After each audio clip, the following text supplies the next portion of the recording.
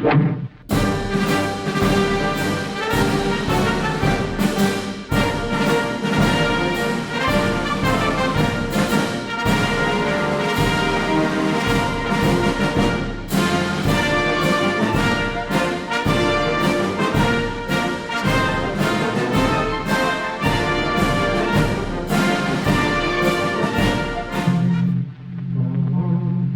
of the first things Andy Jackson did after his election as 7th President of the United States was to sponsor the Indian Removal Bill. Under this measure, enacted into law in 1830, all the southeastern Indians were to be moved west of the Mississippi. I'd heard about it naturally, but I never thought it would affect me, Jim Bowie. Then one day I was out hunting.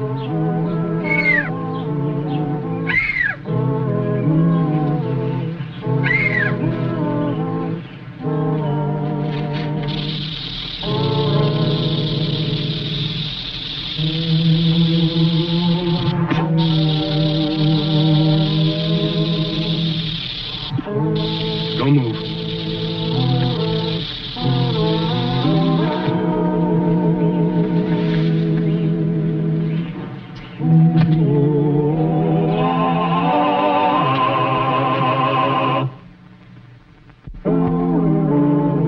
You'll be all right now. A little sick, maybe.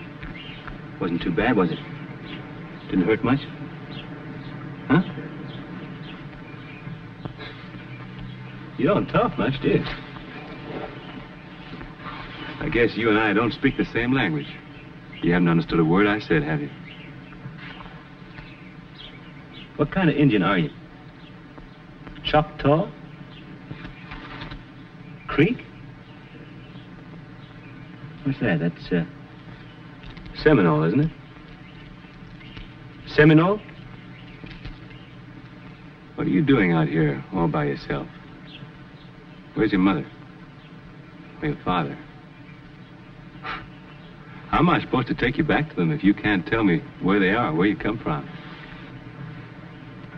All right, then, there's only one thing for it. I'm gonna have to take you home to my place. Just for a little while. Just till I can find your folks. How'd you like that, huh? Want to come home with me? Now, don't worry, I won't hurt you. I promise. You'll be all right with me. Atassi! Atassi! Atassi!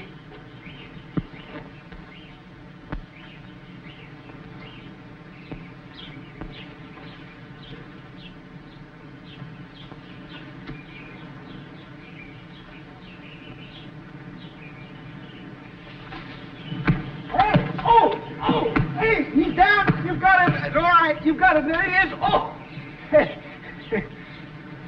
He's not hurt. You ask him. A rattlesnake bite. I cleaned it up.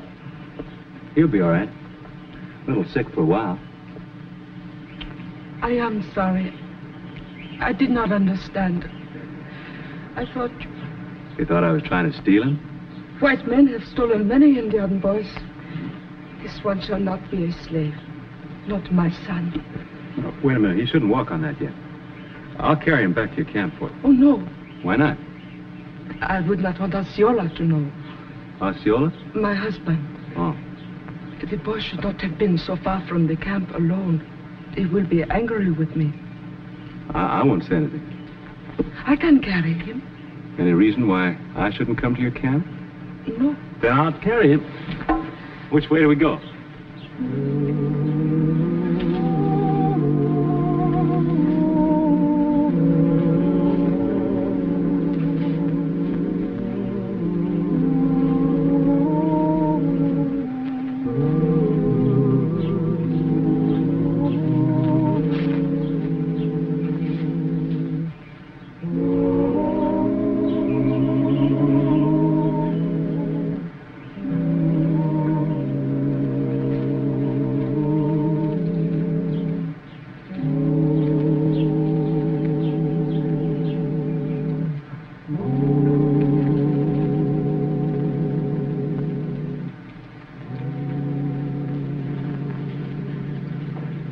You don't give him too much water. You ought to keep him cool and quiet. I guess you know all about snakebite in Florida. We haven't seen many Seminoles this far west. Your white soldiers wish the Seminole to live much farther west. You speak very good English. My mother taught me. I was raised in a white man's house. You're married to an Indian. I am an Indian. He will be here soon. Well, I said I wouldn't say anything. He will not like it. But my being here? Well, that cuts both ways.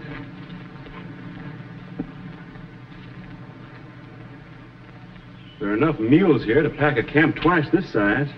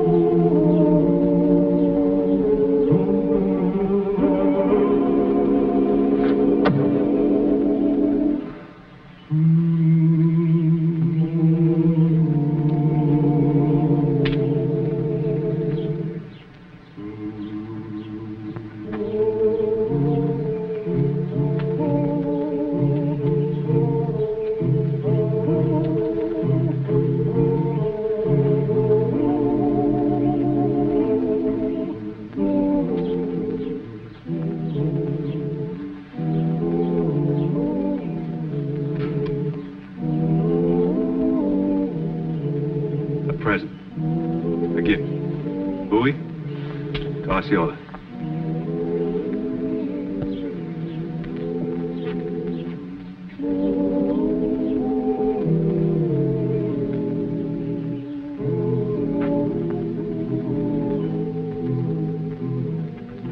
I returned home that night. Next morning, I had to go into town on an errand. And when I got back, I found two surprises. Jim? What's that strange mule doing there? When I slip out after breakfast, he wasn't there. When I come back a while ago, he was. What do you make of that, Mr. Jim? Well, Robert, I guess that some people just have to keep the score even. Yes, sir. Jim? Hello, Reed. Say, Captain Brand's inside waiting for you. Brand and yours, Garrett? Well, Captain, just how can I help the Army? By helping us track down a man, Mr. Bowie. An Indian. An Indian? Half-breed, anyway. Seminole by the name of Osceola. Or sometimes he goes by the name of Powell. His white father's name. What makes you think I can find him? Because he's in this vicinity. Or he will be soon. So? Perhaps I'd better start at the beginning. A large stock of guns have been stolen from the arsenal in New Orleans. By this Indian? No, but for him. Luckily, we caught one of the white conspirators. A minor one, but we were able to learn something of the plan. Which is? The rifles and ammunition will be sold to the Seminoles and delivered to this Osceola somewhere in this vicinity. Now, since you know this territory better than anybody, General Gates hoped it should help us track down this half-breed. His name is Powell, you say? Yes. He's a big chief, then? He's worse. He's the leader of the young men, the hotheads, the dangerous ones who cause all the trouble. Look, you can hardly blame the Indians. I mean, when they're being driven from their homes where they've always lived. They're not being driven. They're simply being asked to move. Yeah, 1,000 miles west to some dry hills where they have to learn a whole new way of living. How would you like that? I wouldn't object if I'd signed a treaty. Treaty? Oh, sure. Fill them up with whiskey and promises, and then get them to sign a paper they can't even read. Sir, I didn't come here to argue the Indian problem with you. Good, we can drop it then. I came here to get your help. Now, do I get it? No, sir. Jim! This is a military matter. Let the military handle it. Very well. But may I remind you, sir, this was a special request of General Gates. General Gates' officers are at his beck and call. I'm not, and you can tell him that. Sure.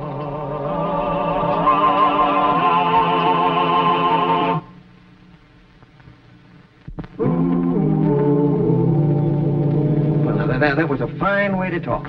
Let the Army catch their own Indians. I don't have to jump every time a general whistles. Oh, why do people have to get pushed around? You mean Osceola? Yeah. He's a human being, isn't he? He's a murdering savage, Jim. I don't blame him, Reason. Or any Indian. They're getting a raw deal, all of them. All right. Where'd you meet him? Up on the back bayou. On our land? Gun running? I'm not going to see him slaughtered. He's not like the captain said. He's a man you can deal with. Oh, and so you're going to deal with him, is that it? Yeah. Just go up and ask him to clear out, politely. Yeah. And he'll go. Yes. You're out of your mind. Well, I'm going to give it a try right now. All right. You go ahead. Get a tomahawk in your thick skull. Oh, wait a minute, you leatherhead. You can't go up there alone. Jim!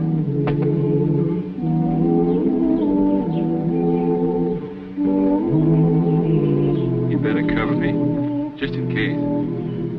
I'll cover you.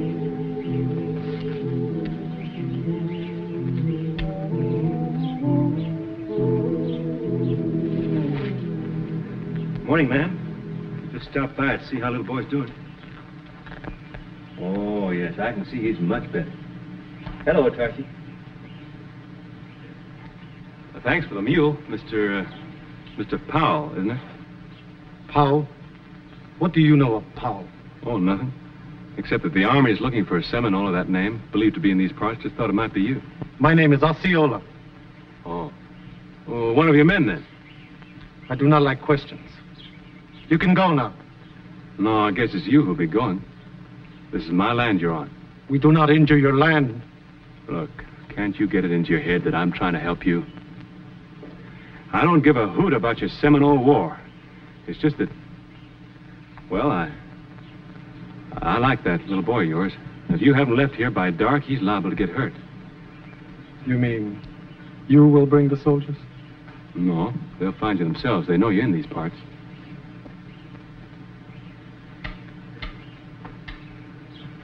My brother's out there behind one of those trees, and I imagine his rifle's aimed just about here.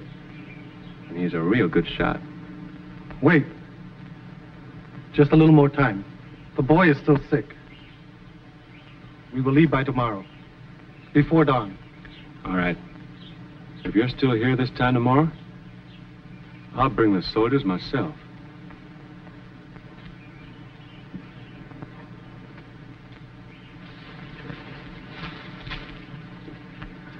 He wants to stay till morning. That means you'll be getting the guns tonight. No, we'll let Captain Brand get them. They'll have to come by Bayou Teche, won't they? Yeah. Well, you tell the captain that. Tell him to hide his men at that narrow bend. Don't tell him anything else, you understand? What about him? I'll take care of him. Just as soon as those guns are out of the way.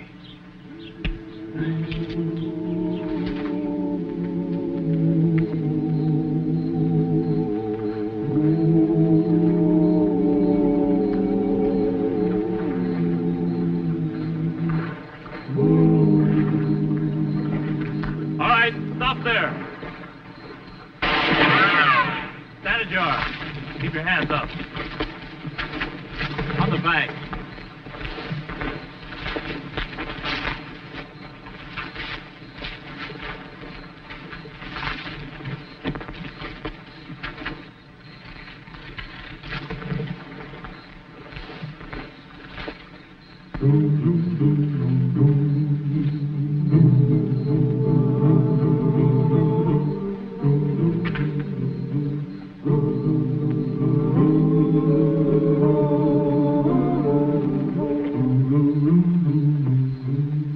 Drop the gun, white man.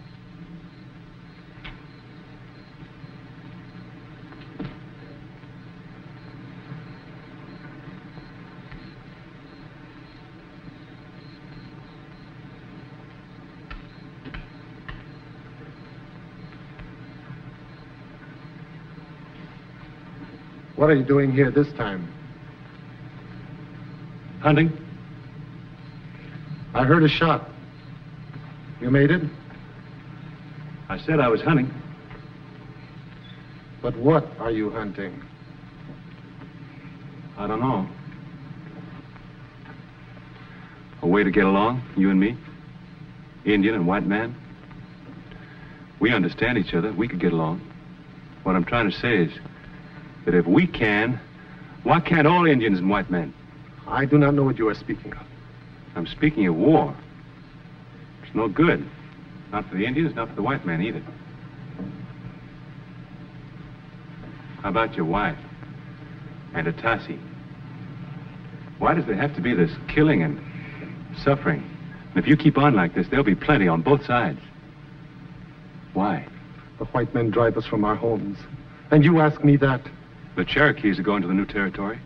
The Choctaws have signed a treaty to go. The first Seminole chief who signs a treaty. I will kill that chief. You hate white men that much? Yes.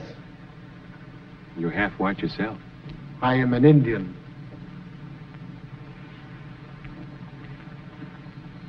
You didn't hate your father, did you?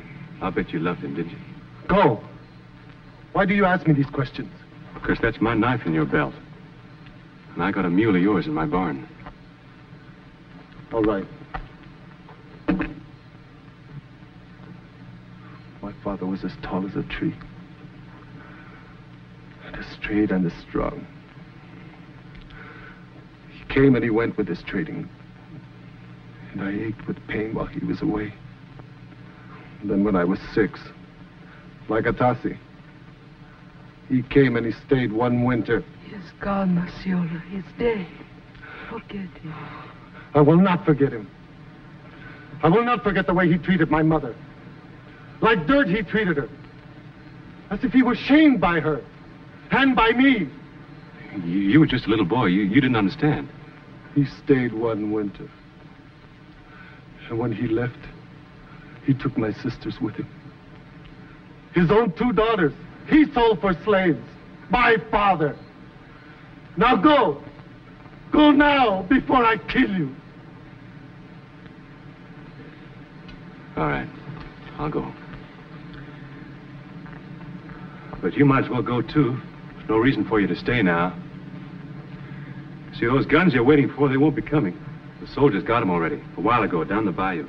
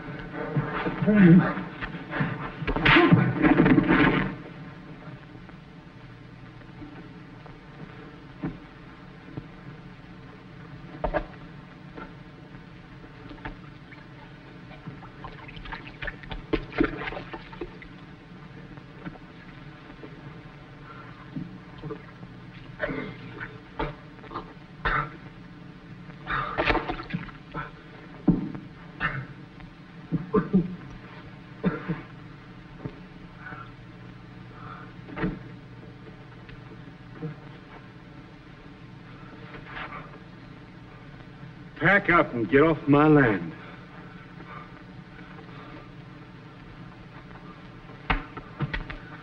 No! Osceola, you must not kill him. Why not? He saved Atasi. He saved your son's life. He sucked up the poison of the rattlesnake with his own lips.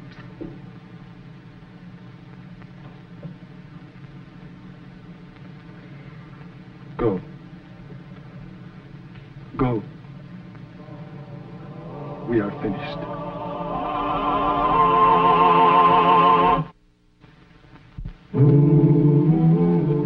I thank you. You tried. I didn't succeed.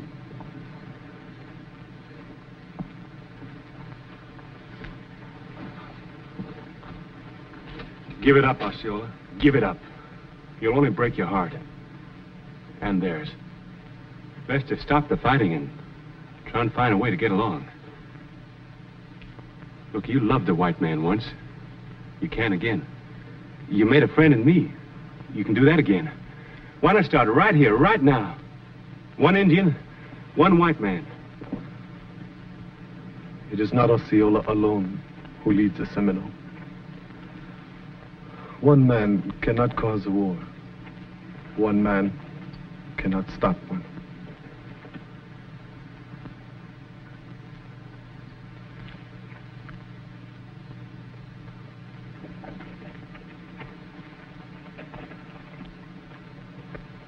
If all white men were like you.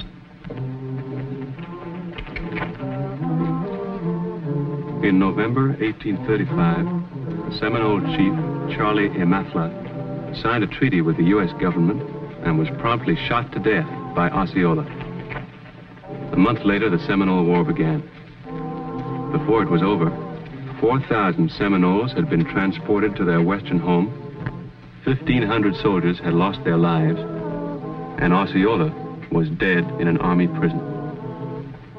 The war lasted 7 years. It ended without a treaty, and there's never been a Seminole treaty.